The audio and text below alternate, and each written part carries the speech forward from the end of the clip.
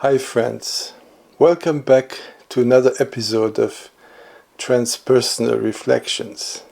This one is called The Light in the Sky.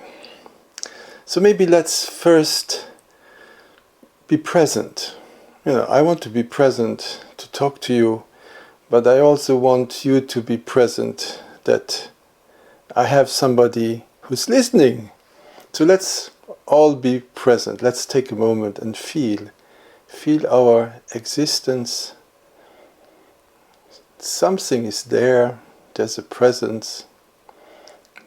This presence we gave her lots of names, and we have this body, this personality, all these ideas about ourselves, all these histories, these labels.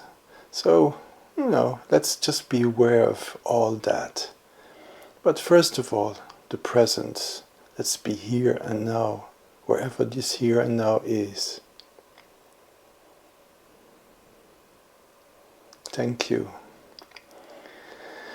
So I really wanted to be present because today I want to share something which is important to me, that has inspired me. Yeah, something I feel it's like a new chapter. It's a new chapter in my book, but it's also a new chapter in my life. But I think it's very important for all of us. We're in a time of transformation, a time of beginnings, a time of where everything seems to become darker, but actually, there's lots of new luminosity coming in. Where many people start to remember who we really are. So let's explore that. So right now it's spring, the very beginning of spring. And yeah, you can feel it, right? There's a fresh energy through everything. Nature is waking up, there are flowers coming, there's color coming back to nature. And just like nature, we humans have an opportunity to renew ourselves in many ways, to become lighter, not just only in the sense of losing a few kilos, and being less burdened, but more luminous, freer from darkness. So we've worked on ours. Most of us have worked a lot on ourselves through meditation, healing, inner work. So through all these things, we have cleared many things that didn't serve us. And we've done that for many years. But, there's so much more. There's so much more to go. Old traumas, stories, inherited ancestral pain, all of it ready to be released. But here's the thing, we're entering a new time. As I shared in my last video about the Galactic family, we're no longer confined to this dense earthbound experience. Even our limited science tells us that matter is mostly space, mostly energy. So what we call reality is mostly what we've been used to perceiving. It's a habitual reality. And what we've learned to expect it to be, very often we just see what we expect, not really what's there. But, there's so much more. In my first book, I say first book because that's going to be a second. In my first book, The Other World, the main character, Luke, has a realization that light from the stars isn't just light. It carries information. It carries really huge amount of information. What if the stars are communicating with each other through light? Why not? It's even visible on the surface of things, it makes sense.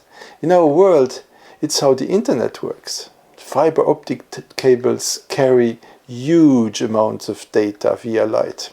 So why not the galaxy, the whole cosmos? You know, just have a, if you think about it for a few minutes, it's obvious. And what if all our energy fields and even our physical DNA are being updated through the cosmic light? It's like a device receiving software update. But actually, when you receive a software, you have to give your system the instruction to download the update and also install it. So we have a conscious choice because we have free will. If we are not open to these updates, we might be missing out on a wonderful evolution right in front of us. That's actually one of the inspirations behind my second book, that is going to be called, you know, like this video, The Light in the Sky. Because that light, it's not just heat and brightness, it's a broadcast. It's, like I said, a download, a map, a portal to a new way of being. Recently I discovered something that really stuck to me and it keeps inspiring me. Lots of wonderful material. A man named David Clements, a physicist, and also he's calling himself a communicator with galactic civilizations. You hear me? Galactic civilizations. Yes, there are galactic civilizations. I'm quite sure about this. He's created a platform called Infinite Source Creations. I'm going to put the links down here. And on this site there are lots of meditations, guided meditations, and they are absolutely mind-blowing, wonderful, you know, really, really next level. You know, I've been on this path of meditation and work on myself for, I don't know, like I'm nearly 70 since I was 20, and for me this is really one of the rare discoveries. You know, I had a few huge aha moments in my life, but this is definitely one of them. So these meditations, they actually activate you, they update you, they help you release enormous amounts of old residues, junk, gunk, you name it, all the sticky stuff that we have gathered in our lives and maybe beyond our lives. So they help you clear deep layers of ancestral, energetic, emotional, everything, you know, all this stuff. So what they do, they prepare us, they prepare you for a new level of being. And I'm not joking, I really, you know, since I've been practicing that, I kind of feel it. It's starting to grow on me. And, you know, they're freely accessible, you know, that's I'm going to put down the link. Most really great meditations are freely accessible, and some of them, and if you want to support them, you can also register to the Patreon system platform that gives you access to everything and gives you access to community chats and questions and all that, and costs just 10 euros a month. So it's up to you. So if you want to try one, you know, of course, just as I'm saying all the time, use your intuition. Do what feels right to you. And of course, whatever I'm saying here are only inspirations, recommendations, and you of course do what inspires you. So if you want to try one meditation, my intuition kind of tells me that number 11 is a good choice. So yeah, I'm going to put the link down here also. And you can also download MP3 files of the meditations and use them as much and when you want and as you want. So what these meditations are, they are very much, like updates, clearings. They really do something in your system. They clear out the garbage, and wow, we have lots of garbage. At least I noticed that so much garbage has been cleared. So do meditation 11 if you just want to have a taste. But if you can follow the full sequence, starting with meditation 1, and they are actually numbered, starting with the first, like when you do updates, maybe it's better to do older updates first and then do newer one later. It's easier. It has also this kind of build up of energy and of insights and of luminosity.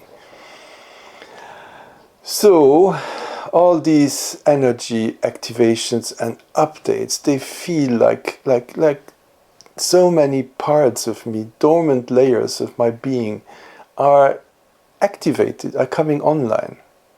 So trust your higher self, your inner being. In these meditations, he's talking about fifth dimension, sixth dimension, seventh dimension, 8 and up to 12. And it's actually calling in these higher energies of your higher selves on the different different dimensions of our being. We are more than one dimension, but your mind will start. At least my mind did start to ask questions. What is actually in dimension 5 and dimension 6? But relax. You don't need to understand. You will get a feel, and it's a call. It's a call on all the dimensions of your beings, all the higher selves of your beings. Your mind does not need to understand everything. No, it doesn't. And yeah, and if you're like me, try them all out. Do one every day, every morning. And I at the end of many meditations, my only word that came out was, wow. Wow, wow. To feel these new energies running through your being, you will feel amazing energies. To these meditations, you can do them alone, like I did, doing one every morning. Or we can create a small group. Could be an online group or in person. Yeah. Because doing this together as a small local sangha, small group, can be, I'm sure can be even more powerful. As I started to plan this video, it was March 21st. And I got information, like there's so much information on the internet, there's a strong wave of energy coming through directly from the center of our galaxy. Imagine that, the center of our galaxy. And of course, I have no proof for that, but again, trust your feelings, trust your inner guidance, trust your intuition. So all this cosmic light transmission, we are all connected through this whole cosmos. Everything is non-local. Even, the normal human science starts to say that. Everything is non-local. We are part of a holographic universe. Yeah. A universe that is alive and has a very deep, very special intelligence. So if this stirs something in your heart, because, it's really, we come into a time where it's more important to connect via the heart than the mind, because the mind gets fed by gigantic amounts of information and we can't cope with it. And the mind is cold very often. But, through the heart, just listen to your heart. What does your heart say? And the heart, you can also think through the heart. And the future of humanity will have much more emphasis on the heart. The mind times that we have been on for such a long time, they were important, but the new balance, a new balancing with the heart is what is coming. So give it a try. Just maybe one meditation, or if you're curious, maybe two. So let yourself feel the energy, feel the shift. And if you do feel something, if you do have an inspiration, please share your thoughts, share what you felt in the comments here below. So let me know how it felt. So please, if you're interested, you can write an email to me or call me, leaving this also here below. And in the description of the video, you can find all the links and the connection data that you need to connect with me. So, yeah, I hope I could express my enthusiasm, my inspiration through my presence here and my words. So I hope to hear from you or see you soon. So under the light in the sky, it's all over the place. We're based in it all the time. Bye.